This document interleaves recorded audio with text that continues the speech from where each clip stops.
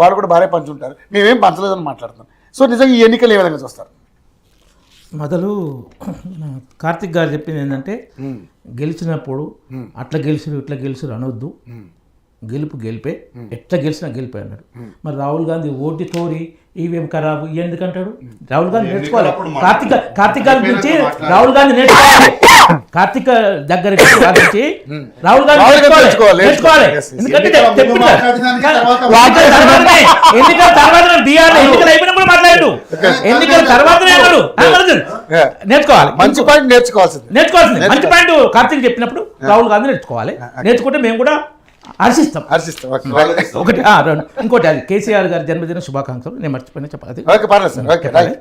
రెండో విషయం, మాకు 85% వచ్చినాయి, 15% ఎందుకు రాలేదు మేము వాళ్ళని తెలుసుకుంటాం. వాళ్ళకి వచ్చింది 40% కూడా రాలేదు, 80% కాదు. 60% పైగా ఓటర్లు వాళ్ళకి వేయలేదు. 85% అనేది ఇక అన్ని అధికార శక్తులను కలుపుకొని మేనేజ్ చేసి అన్ని తప్ప వాళ్ళకి ఓటర్లు వేసిందే లెక్క తీసుకోవాలి. ఓటర్లు వేసింది 39.8%. అదే వీళ్ళకి వేసింది 29.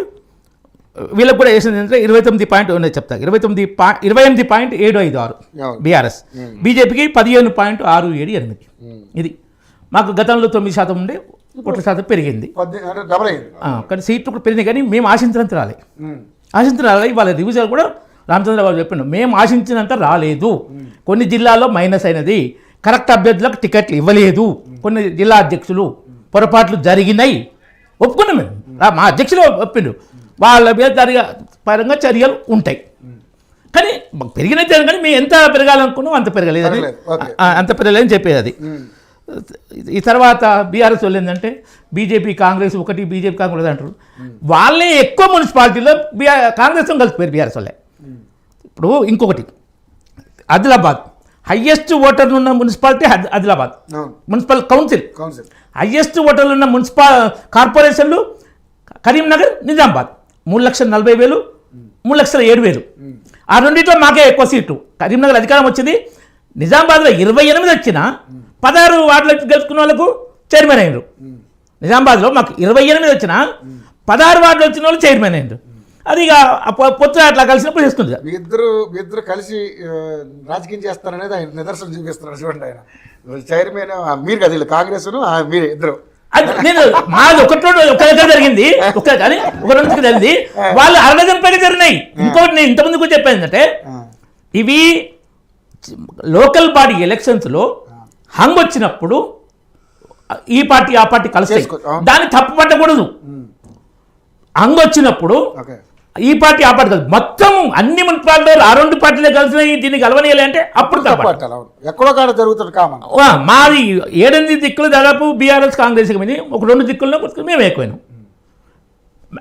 దాన్ని హరీష్ రావు ఇక బీజేపీ ఒకటి అది మాట్లాడుతుంటే ఆయన మాట్లాడతాను. అది ఏంటంటే దొంగ అని నచ్చినట్టు ఉంటుంది అది.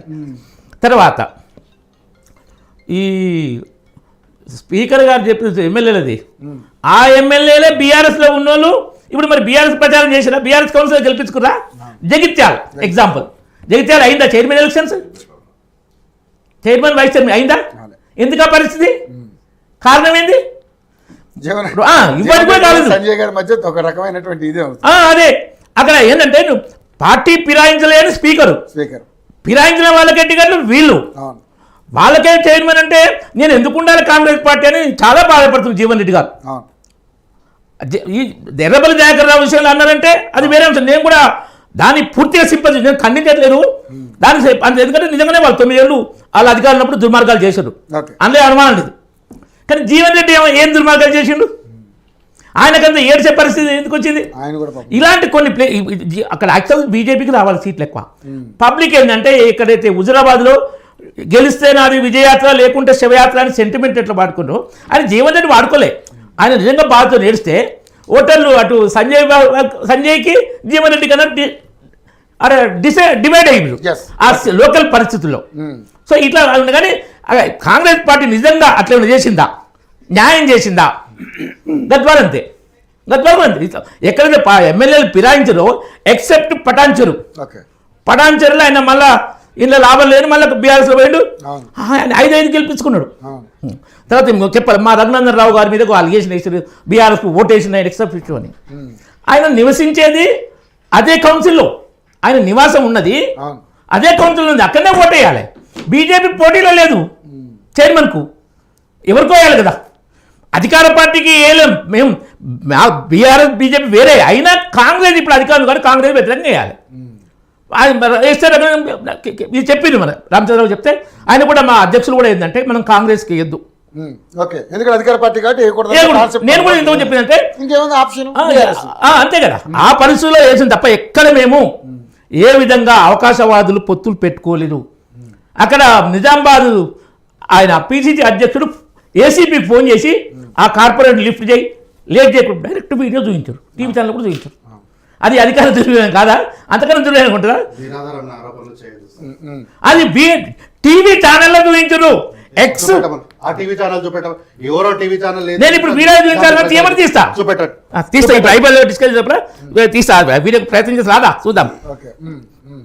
అదేంటంటే అది తర్వాత ఇప్పుడు ఇంకా నెక్స్ట్ అసలు ఏంటంటే జిహెచ్ఎంసీ ఉంది మెయిన్.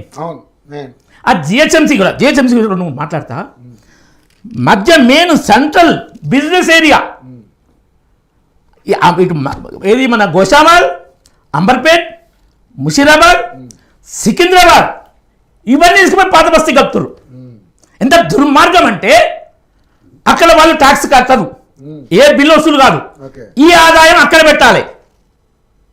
మొత్తం నీకు 3 కార్పొరేట్ చేసినప్పుడు 300 కార్పొరేట్ 100 రావాలి కదా, 100 రావాలి కదా 3 చేస్తే. దానికే 150, దీనికి 74 అయింది. షేప్ కూడా చూడండి, షేప్ అవుట్ పైన ఆర్థిక ఏరియా స్ట్రాంగ్ ఉంది, business area, rich people area, ఎక్కడైతే ఆదాయం ఎక్కువ వస్తుందో వాస్తవంగా కూర్చోండి. అంబర్పేట నువ్వు సికింద్రాబాద్ అసెంబ్లీ కూడా నువ్వు తీసుకుపోయి చంద్రయాన్ గుట్టకు లింక్ చేస్తే ఏమైనా అర్థం ఉందా? నీకు సికింద్రాబాద్ అసెంబ్లీకి మల్కాజ్గిరి పక్క అసెంబ్లీ కాదు, మల్కాజ్గిరి కార్పొరేషన్ కలపాలి కదా, తీసుకుపోయి అక్కడ ఈవెన్ ఖైరతాబాద్ కూడా అన్నీ కలిపినట్టు, ఖైరతాబాద్ కూడా అక్కడ కలిపెట్టారు. ఏంటంటే ఆదాయం ఏరియా, రిచ్ కమర్షియల్ ఏరియా, కోటి హ్యాబిట్స్, ఇది నాంపల్లి, ఇది అంతా కమర్షియల్ ఏరియా. ఈ ఆదాయం అక్కడ వాళ్ళకు ముస్లింలకు పెట్టాలి. అది ఆ ఏజెండా చేస్తే మొత్తం జిహెచ్ఎంసీలో హిందువులు ఊకుంటారా? ఇప్పుడు ఆల్రెడీ వాళ్ళు చెప్పారు మేము కాంగ్రెస్ అంటే ముస్లిమ్స్ అంటే కాంగ్రెస్ అని వాళ్ళు ఓపెన్గా చెప్పింది, దాంట్లో ఏమో దాచుకున్నది కూడా ఏం లేదు. ఈ ఓటర్లు డిసైడ్ చేసుకోవాలి.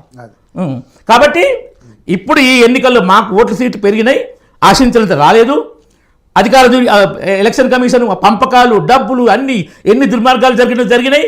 జగ్గారెడ్డి పోలింగ్ స్టేషన్ ముందు ఏసీబీ నెట్టుకపోతే కూడా అరెస్ట్ లేదు, వేరే ఇంకెవరు బీఆర్ఎస్ అరెస్ట్ చేయరు. సో ఇన్ని దుర్మార్గాలు తప్పిసి ఎన్ని కదా.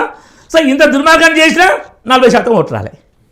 కాబట్టి అది ఇంకోటి వాళ్ళు ప్రచారంలో ఎక్కడ ఏంటంటే మేము అధికారంలో ఉన్నాం కాబట్టి మాకేస్తేనే మీరు డెవలప్ అవుతుంది తప్ప మేము 6 గ్యారెంటీలు అమలు చేసినాం, 400 హామీలు అమలు చేసినాం, మేము డిక్లేర్ చెప్పుకుని రాయనా. నిజంగా అది పాయింట్. అది ఎందుకంటే ప్రతి ప్రచారంలో కూడా మేము అధికారంలో ఉన్నాం, మీకు ఏమైనా పని చేయాలంటే మేమే చేయాలి ఇట్లానే పోయినరు, అట్లా పోవడం వల్ల వచ్చినది తప్ప కాంగ్రెస్ పార్టీ గురించి కానీ రేవంత్ రెడ్డి ప్రభుత్వం చూసి ఓటేయలే.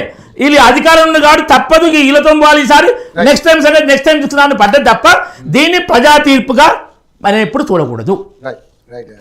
పశుపతి గారు, సరే వాళ్ళ పార్టీలు వాళ్ళ విషయాలు వాళ్ళు చెప్తారు. సరే అప్రజాస్వామికంగా జరిగిందా ప్రజాస్వామికంగా జరిగిందా అంటే నిజంగా ఇక్కడ ముఖ్యంగా మనం మాట్లాడుకోవాల్సింది అంటే ఎన్నికల కమిషన్. సార్ ఎన్నికల కమిషను అసలు ఒక నిబద్ధతతో పనిచేస్తుందా, ఒక పారదర్శకంగా పనిచేస్తుందా, లేదా పార్టీలకు అనుగుణంగా పనిచేస్తుందా, ఏం అర్థం కానటువంటి పరిస్థితులలో